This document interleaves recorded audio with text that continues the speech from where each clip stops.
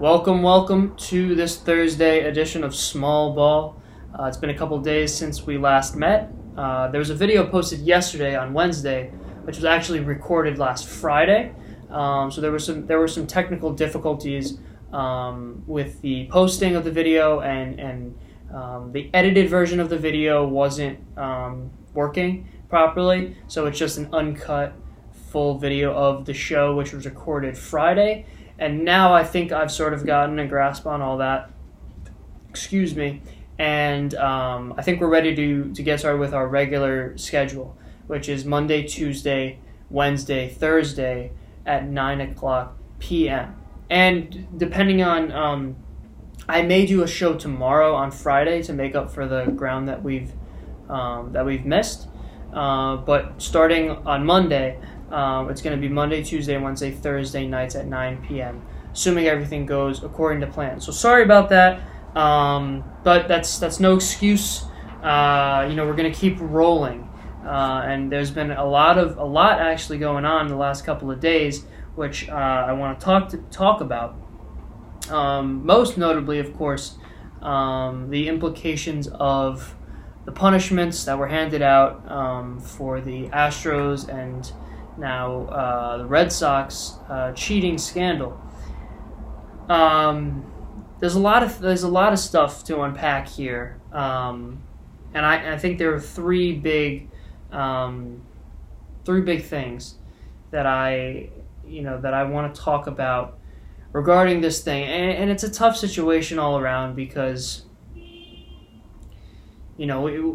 there's no great answer as to how to move on. I think it's pretty surprising to most to see some of this stuff going on, and maybe to others it's not so surprising. But it's tough because it looks bad for our game. It is bad for our game, and it's just something that we really want to move on from. But I think that in this particular case, especially given the success of both of those franchises, both winning a World Series, seemingly, and according to the reports in the time span of when this cheating was taking place, it's going to leave a mark on the history of Major League Baseball, and that's tough. But it is what it is, and there's a lot to talk about here. So let's get right into it. The first thing that I want to talk about is the punishments that were handed down. So in talking to people, I've heard a lot of people are in the camp that the punishments that were handed out were not sufficient and were not and the level of the degree of punishment does not meet the degree of the actions that were carried out. So to me, I think that people are underestimating the importance of and the seriousness of the punishments that were handed out. And just to review, $5 million fine on the organization and thus the owner, Jim Crane, which, as we all know, is not gonna break the bank too much, but nobody wants to throw $5 million down the drain, of course. So that is what it is, and that's in case you didn't know, that is actually the maximum amount of fine under the current collective bargaining agreement that Major League Baseball could hand out for a situation like this. So the fine is what it is. The suspensions, to me, I was really expecting Major League Baseball to be a little bit soft in their punishments, and a year suspension for both AJ Hinch and GM Jeff Lupow. It resulted in them being fired. I said Lunau, excuse me, not Lupow. It resulted in them being fired, which is, of course, a signal that it was harsh enough that the organization had to take action. But to me, that's suspending them for a full season is really setting a high standard. It's setting an example, and I think that, to me, with both of them gone now, it's definitely gonna have an impact on other teams and sort of how they maybe if there are other teams doing this kind of thing or thinking of doing this kind of thing. To me, a year suspension is sufficient. And to me, the draft picks, so draft picks in general, right? So in the game of baseball, people are under the impression that draft picks are less valuable than they are in other sports. And that, in my opinion, is wrong. The idea is that for two reasons they're less valuable. One being the players are more difficult to evaluate as high school and college prospects than are football or basketball players. And I think hockey drafting is in the same sort of realm as baseball. And that's primarily because hockey and basketball are sports that rely primarily on athletic ability, which is much more easy to detect than where in a sport like baseball and hockey, the successful players are highly skilled. Of course, athleticism is a key component, but it's not always easy to see how skills will translate, how players will improve those particular skills. So that, to me, is what I've heard people argue against the importance of draft picks in baseball. But to me, I think that's incorrect. Well, the second reason that people think that they're less valuable is because the players take longer to develop than they do in other sports, which, you can sort of make the argument leads to a little bit less clarity around what kind of major leaguer they're going to be, if at all. But to me, you're just delaying that process, right? So an NBA player, an NBA rookie coming in fresh off the draft, you're scouting him as a college prospect. You're scouting him as an 18, 19-year-old kid, right? And he's coming into the league right away. That's no different to me than developing him in your own system in a controlled environment, and then 3 or 4 years down the road, he's coming up to the major league level, which is the case in baseball. So to me, delaying the process doesn't affect it. I think it clouds people's ideas of these prospects. And another reason is that people don't really know these prospects because college baseball is completely left out of the media, and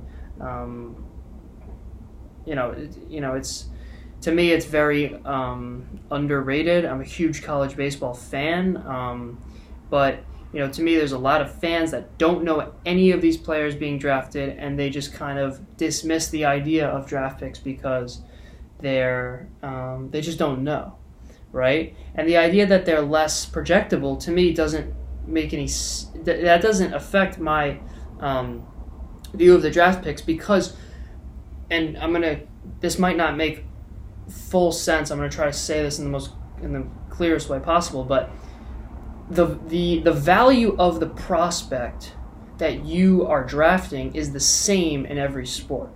So a player of a certain caliber is adding the same amount of production to your franchise in every sport, right? So when you're scouting these prospects, just because you might be wrong more often in baseball than other sports does not diminish the value of those draft picks, right? Because, for example, so let's say you take like the first 3 rounds of the draft, right? If you're making these picks, I think it's even more important to have higher draft picks or more draft picks when you don't know 100% who's going to turn out to be the stars and who's not, because because baseball is so dependent on having roster depth and more so than a sport like basketball where one player can make all the difference, right? So if you have more and more opportunities to take chances on guys that you are scouting and you like and you see good things in their game over the course of a couple of years, which is how long a rebuild takes, you're going to be much better off, and you're going to acquire a lot more good players that you can groom yourself, that are going to be able to produce at the major league level. So to me, the idea that the players are less projectable and thus the draft picks are less valuable is wrong, because I think that's fans' sort of lack of knowledge about these prospects getting in the way of really appreciating the value of these picks. So back to what this means in terms of the Astros. They lose 2 years worth of first and second round picks. So to me, that's a huge deal, because, and a lot of people I think are thinking that they're a contending team right now. Those picks aren't necessarily as useful to them as they would be to a team that's trying to tear it down and rebuild. But if you think about it, the Astros, as a result of these punishments, which I'm gonna get to this a little bit more in a second, but I think they're gonna take a hit at the major league level. I think they're gonna struggle to recover from what took place, and I alluded to that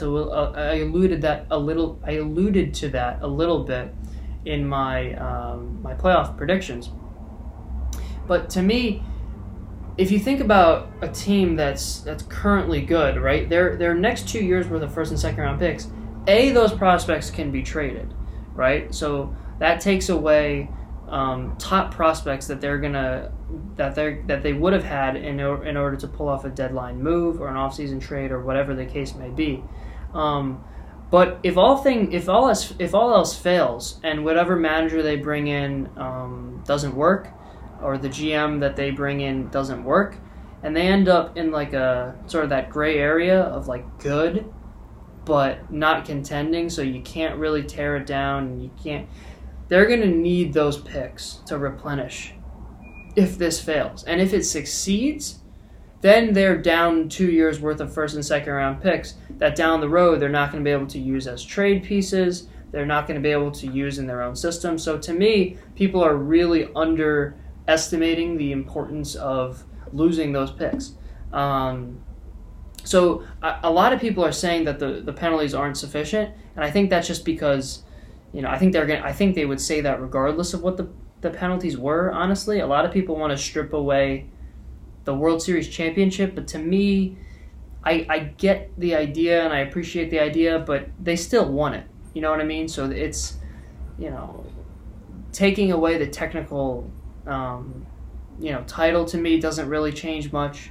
And the Red Sox, the Red Sox are kind of the same situation. The punishments, I mean, they didn't face those punishments, but we can kind of apply some of these things to them as well. And to me, the punishments are fair and just, and I think that Major League Baseball and Rob Manfred did a good job. And I was actually pleasantly surprised with how harsh these punishments were. So that's what happened. Now, before these punishments were handed out, I was doing some thinking myself about what I would do if I were in that position, if I were Rob Manfred. And I had an idea. And this is not feasible whatsoever, and it will never happen. But I think if Major League Baseball could pull it off, it may just be the right solution. So stay with me for a second. So the Astros won the World Series, and their illegal endeavors had a lot to do with it, it seems. What I would do if I were Rob Manfred, and again, this isn't really logistically possible, but I think this could be kind of interesting. What I would have liked to see is the Astros this year, maybe even next year, depending on how they want to sort of settle that, have to play all of their 162 games, plus all of their postseason games, if they get there, on the road. So think about that for a second. Their punishment is because of an advantage that they had in their own home ballpark. So you take that away. right? If you're such a good team and you don't need that advantage, go win on the road for 162 games plus the playoffs. Show us that it wasn't the cheating that won you that championship. That's number one.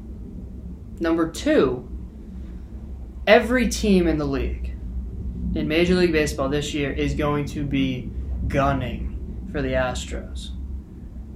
Let's have twice as many games, Astros games this year, being played in opposing ballparks where fans can boo them and they can rip them and they can make them feel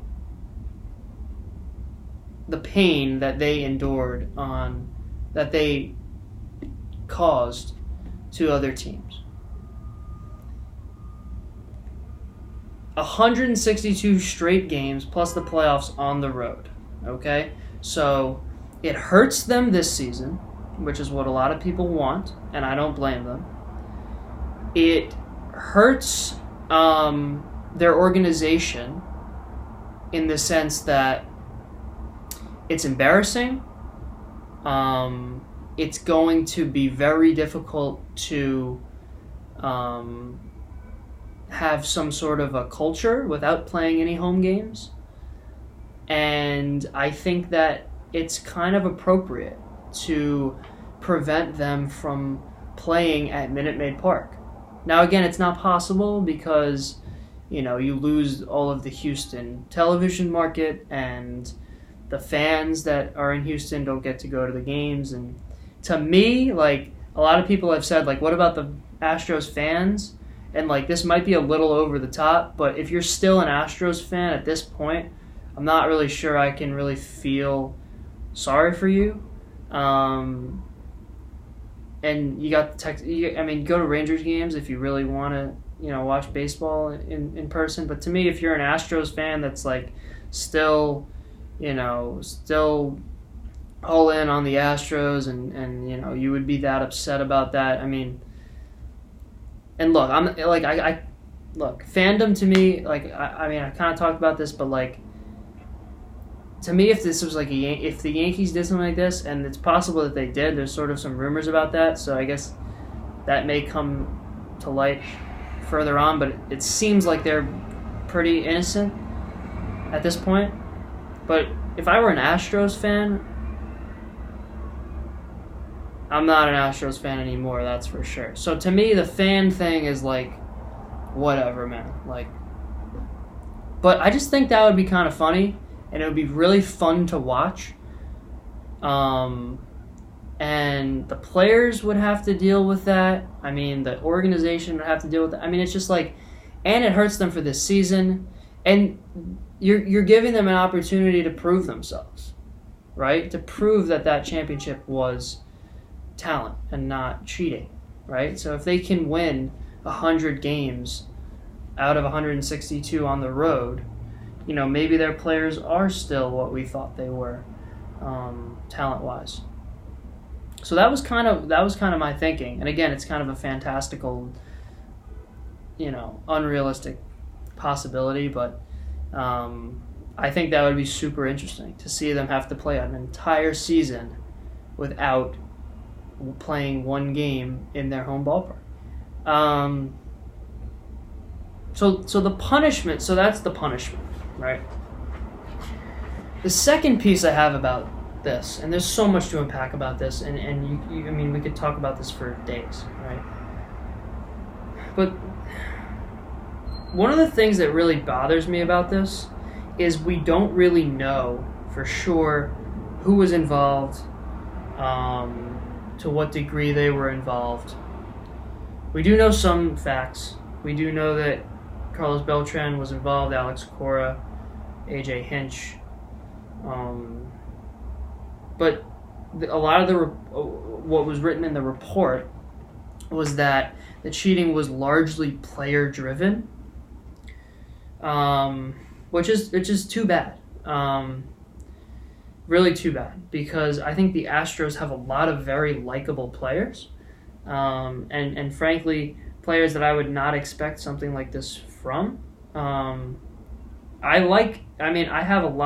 had well, I had a lot of respect for guys like George Springer, Jose Altuve, Carlos Correa, Alex Bregman, Garrett Cole. I mean, he's a pitcher, so probably, kind of have to consider them differently because this was, pretty much exclusively a hitter's endeavor. But these are kind of like face of like the MLB kinds of players, and it's just too bad that. I mean, it's kind of like the steroid thing when that was a big problem in the 90s. Was like the players that were being suspended were one thing, but then it kind of trickles down to the innocent players, and you kind of have to take every stat with a grain of salt. Because anybody really in the 90s, and I think even more recently than that, is a suspect for roids, right? So I'm sure there are a lot of players that are clean, but it's like every great player, especially power hitters, over the last 30 years, you got to consider it as a possibility. So it's that kind of thing. It's like maybe particular players in the Astros organization had nothing to do with it, but we just don't know. And that's really disappointing and unfortunate. Because of course they went along with it, and I don't really blame those who didn't necessarily agree with it but went along with it anyway, because you're not realistically going to out your own team, and I mean it's just a tough situation all around. So I would really like to know who was involved and to what degree, but we're not going to get those facts, of course. So that's really unfortunate, and that's really disappointing. And AJ Hinch, I mean, look. He did an interview in the ALCS about a Yankees accusation that they were making noises in their dugout. And I don't know if any of you saw that interview. It was like a post-game press conference, and he basically belittled the reporter for asking the question. He was offended that he would talk that way about his players and his organization. He wanted these reporters to put their names by their quotes. He called it a joke that people were talking about it. So just a classless interview, and not somebody that I think should have another chance at being a part of any team in Major League Baseball. I blame him the most. Not only for what he did or may have, done, but the lying and just really, really disgraceful, in my opinion. Go try to find that interview. It was a post-game press conference after Game 4 of the ALCS against the Yankees. It's really disappointing to watch that video, and you can hear the guilt in his voice and the lying, and it's terrible. So I blame Hinch the most. Maybe he honestly had nothing to do with that at all, but I find that hard to believe, and it's tough. Like Carlos Beltran now has been fired, and Alex Cora, so now it's like, anybody really that was affiliated with the Astros could have played a role in this scandal. So it's really unfortunate.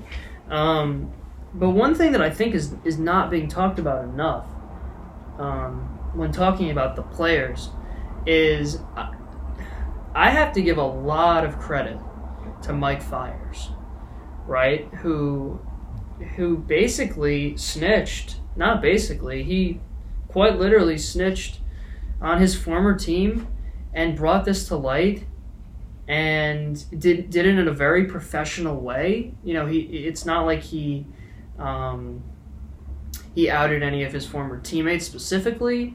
It's not like he did it, in reaction to something that happened to him. It's not like the Astros beat the A's and he was, sort of frustrated by that, and so he, defended himself by outing them. He did it in the most professional way possible. He was just simply responding to a question, and he had a feeling about it, and I give so much credit to his bravery and his just his willingness to bring that to light.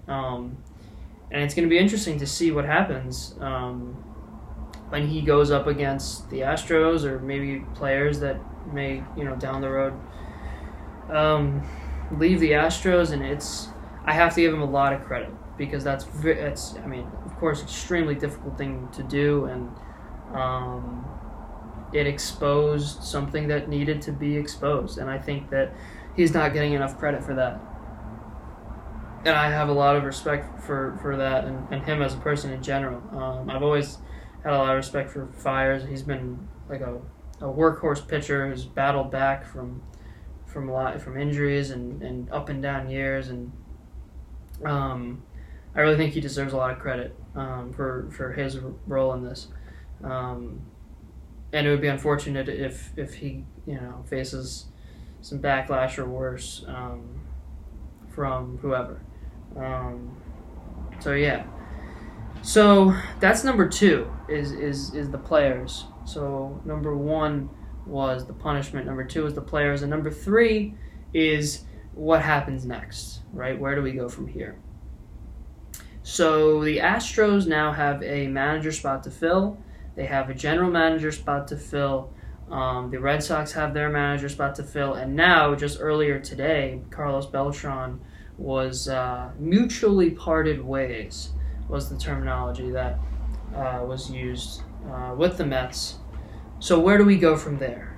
So I talked a lot about managers in the show that was posted yesterday, if you saw that. So the Astros lose A.J. Hinch, who, like I said, I lost a lot of respect for him after what went on, but I do think he's a very talented baseball mind and a very talented manager, and I think he played a big role in their success over the last couple of years. But to me, this gives them an opportunity to get a new manager, and I think that there are a lot of great candidates out there. They're talking about veteran managers, which I think is, of course, the right idea. They're one of the most talented teams in the league, looking to win now. Bruce Bochy is a name that's floating around. I've heard even Dusty Baker, I heard today, was a name that was being considered, which I think that would be very, very favorable for them. Buck Showalter's still without a job. Ron Washington is still without a job. And these are all kind of guys that the younger next generation of baseball executives are considering to be moving out and a little bit too old and too old school to still manage. But to me, they need a guy like that to come in and set this culture on the right path and just put an end to all this. They need a strong character, veteran manager who can come in and get down to baseball and say, look, guys, this is not something that we're proud of.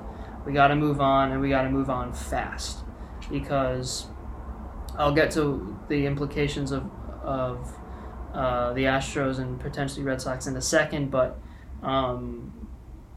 I think that if they don't act and if they don't act properly, I think that this could really tear down their organizations quickly. So I think all those 4 guys are very, very good candidates for them.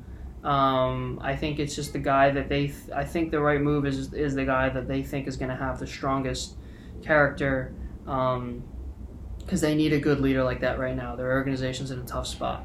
I think Dusty Baker is the name that pops into my head. I think he's a really great manager, a really great leader and character. So and he's without a job right now, which is frankly mind-boggling to me. So they've been talking about like a rookie manager replacement, like Raul Ibanez.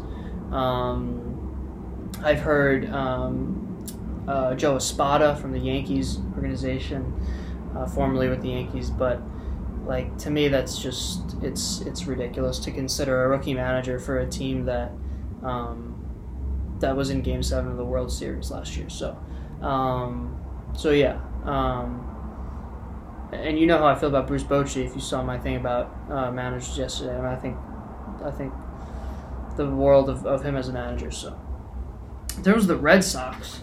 Where do they go from here at manager? So they lose Alex Cora, who, in my estimation, has been the best manager in the league since he came into Major League Baseball 2 years ago. And maybe it had a lot to do with some illegal procedures, but I think that he commands the team very well. I think that he gets them very motivated and ready to go. His game management is very, very good. And I think that's going to hurt them not only because they're going to have to make a quick switch that they're going to have to adjust to, but also because they lose a great manager. So where do they go from there? One of the options that's floating around is their former or current bench coach, Ron Roenicke, who I kind of like that idea because he's an experienced baseball mind who's been within the organization.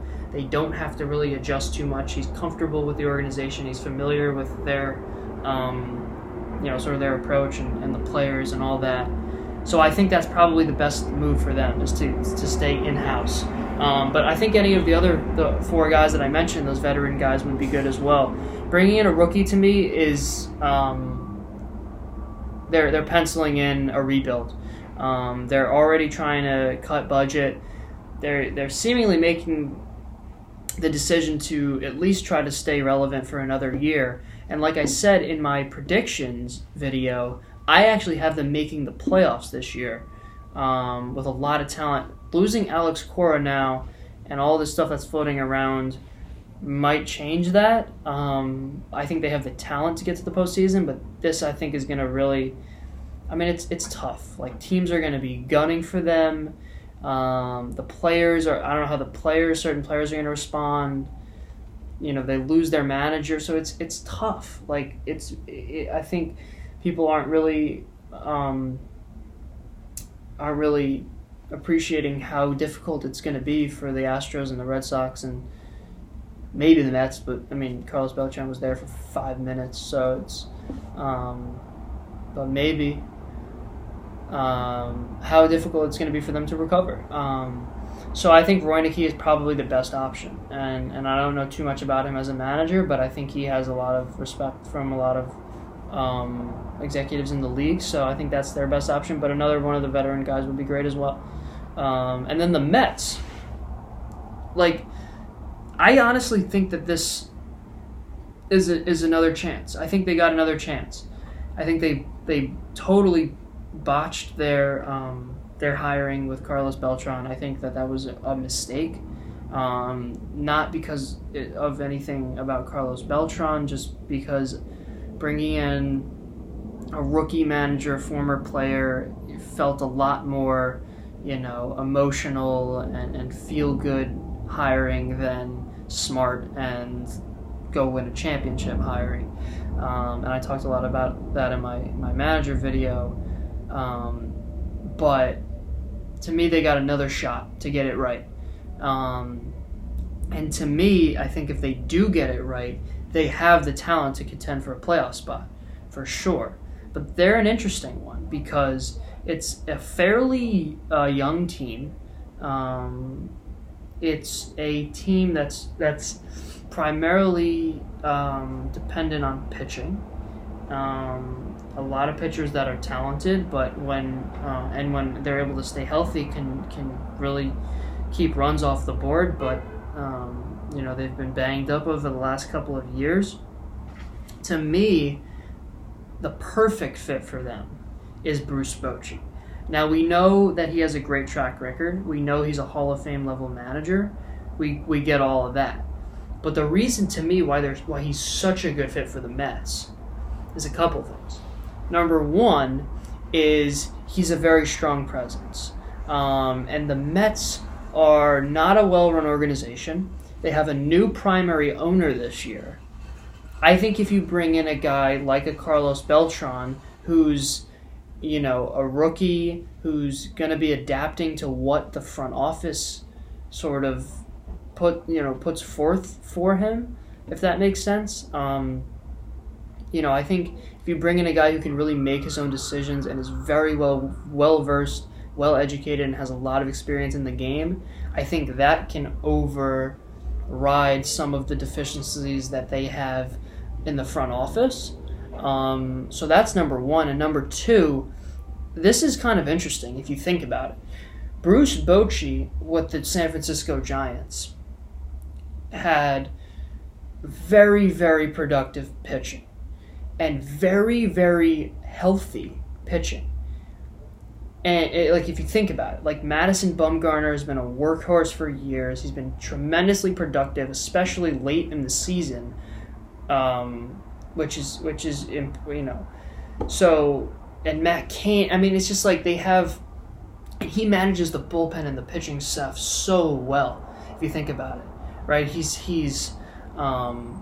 manages the bullpen well. In game, he manages it well over the course of a season to keep his pitchers fresh, to keep his pitchers healthy.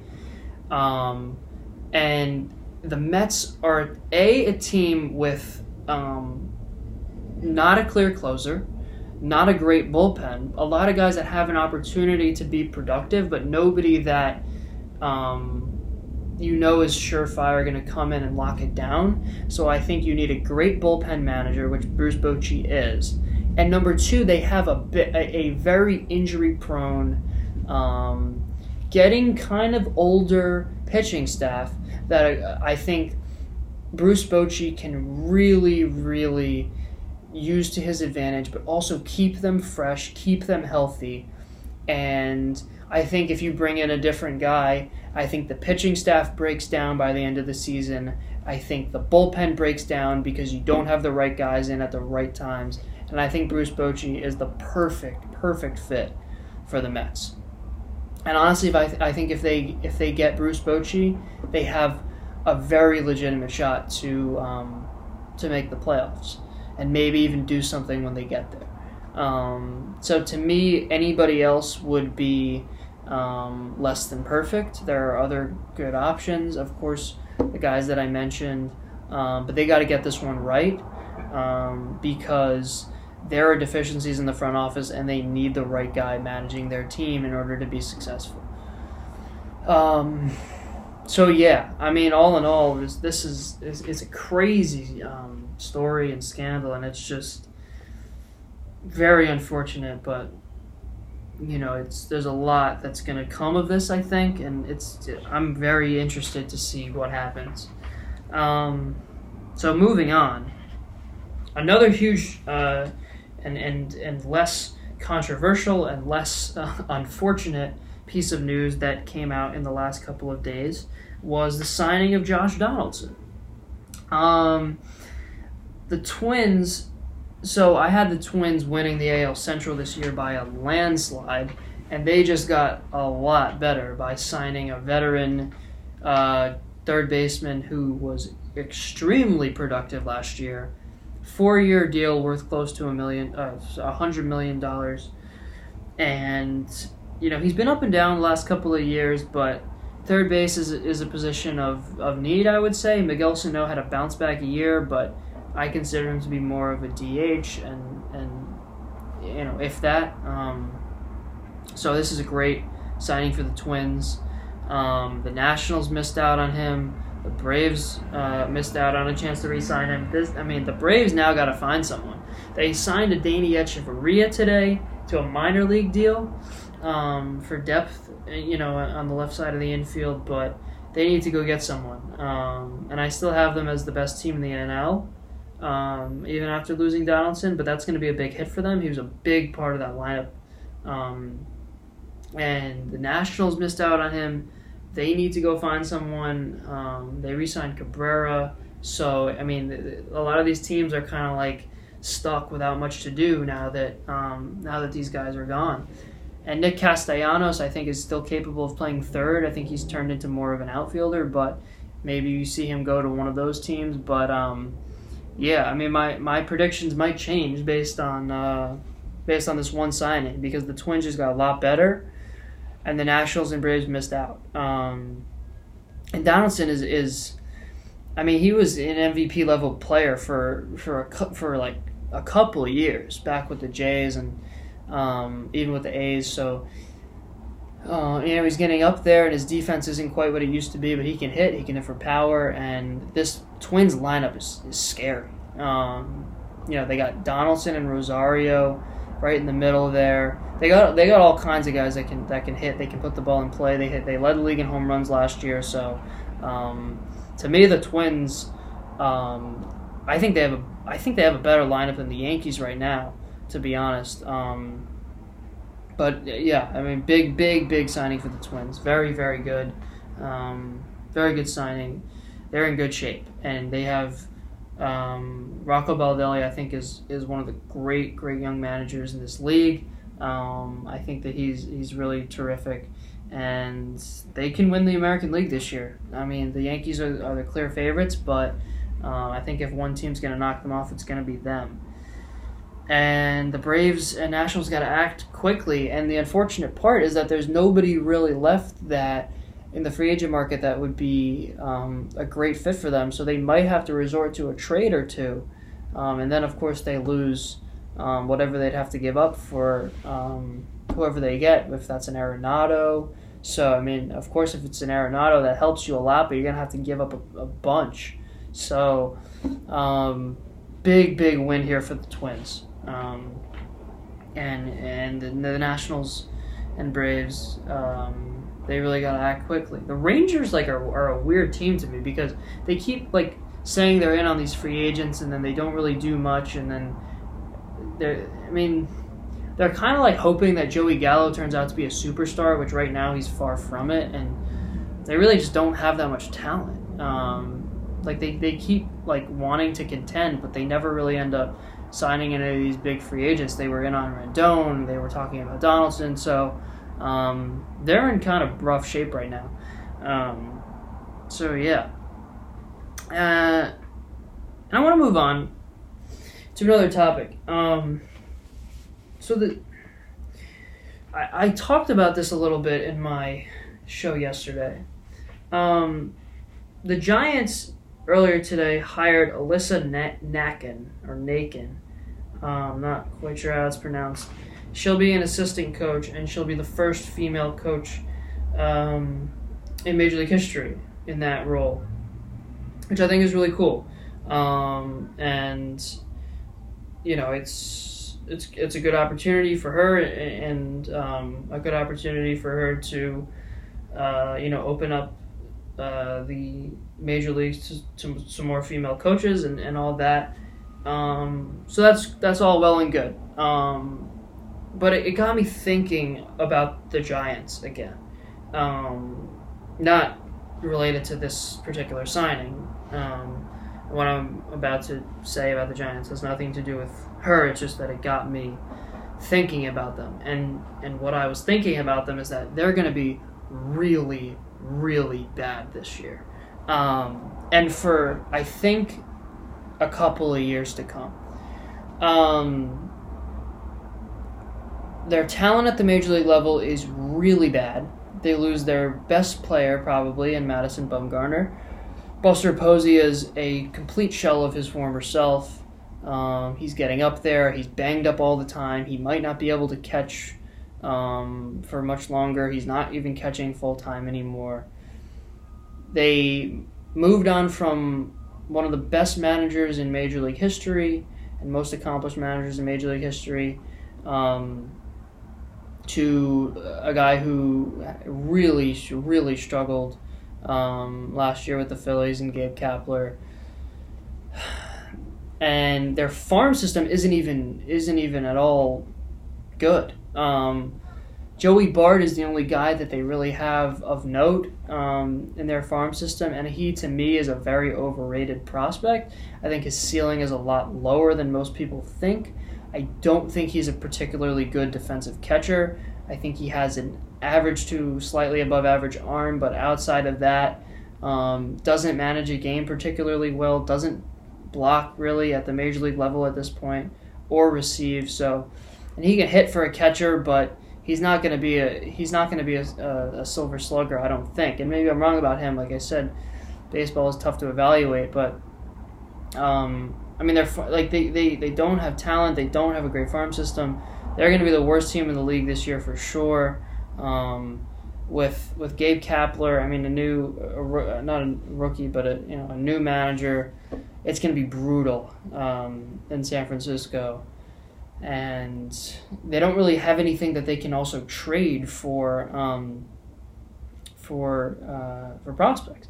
Maybe Posey if somebody is willing to take that chance, and Crawford is no longer his former self. Joe Panik had a down year, so the Giants are going to be a mess this year for sure. There's always one team in baseball that's kind of significantly worse than others. Last year we thought it was going to be either the Marlins or the Orioles, and the Tigers probably won that award, if you will. But I think the Giants are going to be a complete disaster this year. The AL West is going to feast on them and pick up a lot of wins, and that's partially why I had the Diamondbacks actually making it to the postseason in my predictions via that second wild card spot. So I think there are going to be two teams from the AL West making the postseason. And they lose Madison Bumgarner, who's not quite as good as he used to be, but he's still a great pitcher. I kind of feel bad for San Francisco fans, and it's a great organization with a great culture and a great history, and I guess this happens to everyone, but I mean, I really don't think they're going to be good at all this year. And it's tough because they don't have much to look forward to in the farm system either. So, yeah, I mean, that was kind of off topic, and the signing of this new coach, Alyssa Nacken, it just kind of got me thinking about the Giants. And I think that's really cool of them to do that, and really cool that she was able to do that. I mean, a lot of credit to her, but not exactly a great situation for the San Francisco Giants. And yeah, I mean, I'm interested to see what she's able to do, and I don't think she's going to have much effect on their record in the short term because they have no real talent of note. But yeah, I mean, I'm interested to see how that goes, and if it opens up some more positions for female coaches and maybe potentially manager down the road and whatever. But yeah, the Giants are going to be bad, and I don't know why I felt the need to go off on that rant about the Giants, but yeah, I mean, they're going to struggle. So yeah. And one more thing I want to talk about today before we close up. So I talked about the Mets, right? And the face of their franchise is almost undoubtedly Pete Alonso, right? And I like Pete Alonso a lot. I think he's a great player. I think he's an even better character and face of a New York franchise.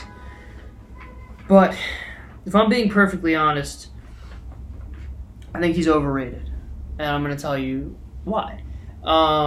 He was named to the first team all-MLB this year over Freddie Freeman, which I think is utterly disrespectful to Freddie Freeman.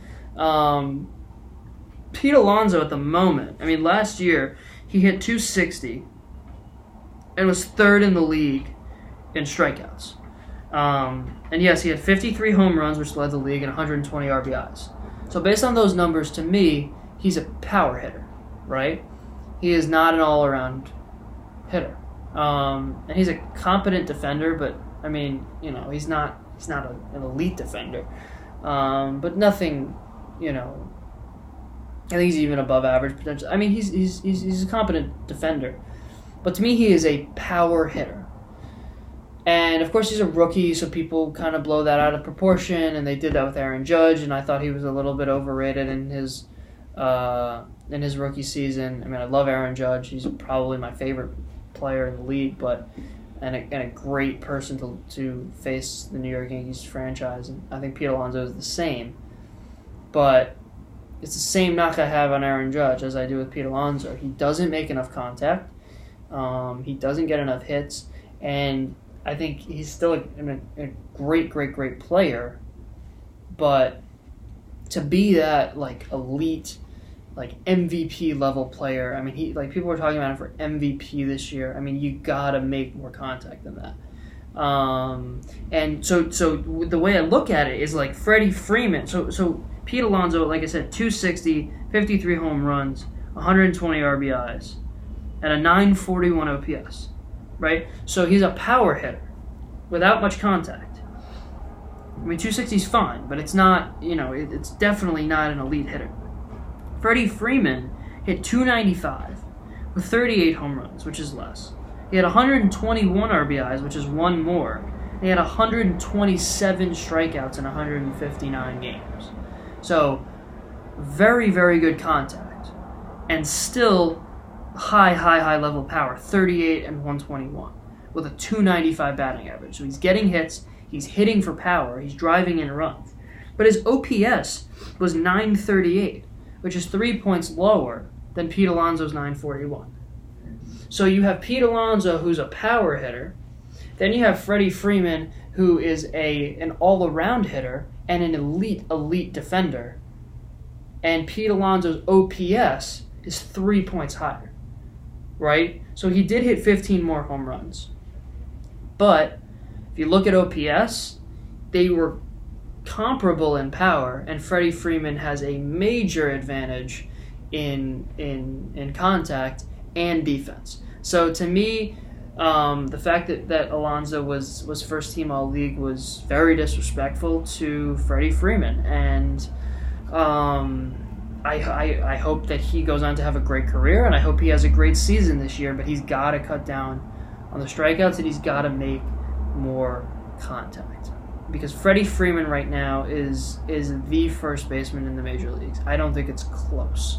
And that's a large reason why I have the Braves, why I think so highly of the Braves, and I have them winning the NL fairly easily this season. So to me, I like Pete Alonso. I think he can end up being a Hall of Fame level player, but he's got to make more contact.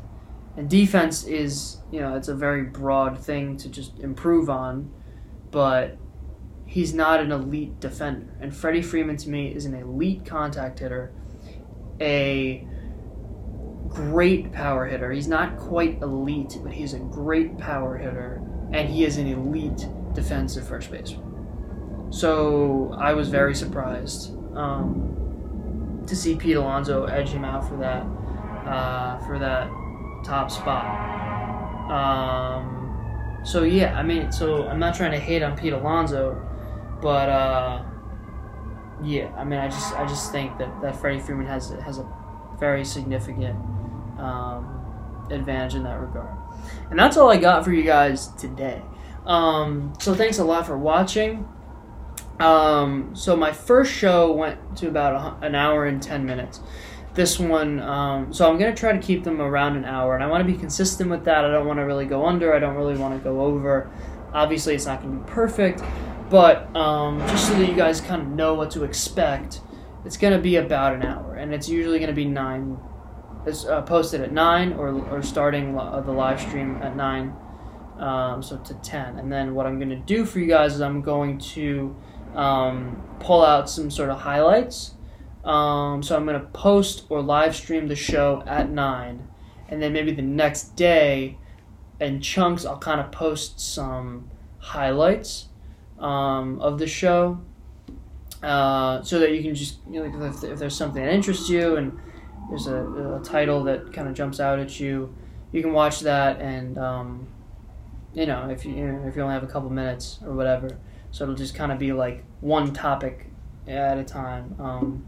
But I encourage you to watch the whole show, and I hope you enjoyed today's show and the first show, and So the schedule going forward is going to be Monday, Tuesday, Wednesday, Thursday. I'm probably going to actually post a show over the weekend to make up for the ground that we lost. But and again, I mean it's the off season, so there's not a ton really going on.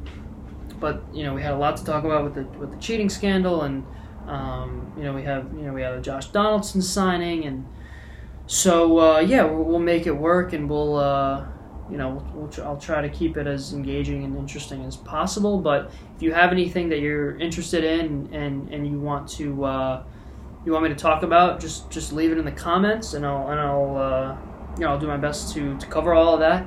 Tuesdays I'm gonna do top 10 Tuesdays, or Tuesday top 10, I should say. It's has a better ring to it. And that's going to be consistent going forward. But leading up to the season, I'm going to do top 10 at each position, one position per week. And then during the season, I'll do some other top 10. It might be like top 10 teams or top 10 whatever it may be. So you have that to look forward to on Tuesday. But thank you again so much for watching today's show. And again, if you have anything that you are interested in that you want me to talk about, and I'd also love to hear what you thought of the first two shows and get your opinions on that. If the content, the subject matter was interesting or not interesting, or if you just have any thoughts about it, or if I'm interesting or not interesting, or you like or don't like a certain thing that I'm doing or whatever, I'd love to hear that. And again, I hope you enjoyed, and thank you so much for watching. So peace, guys and girls, and so I'll see you in the next show.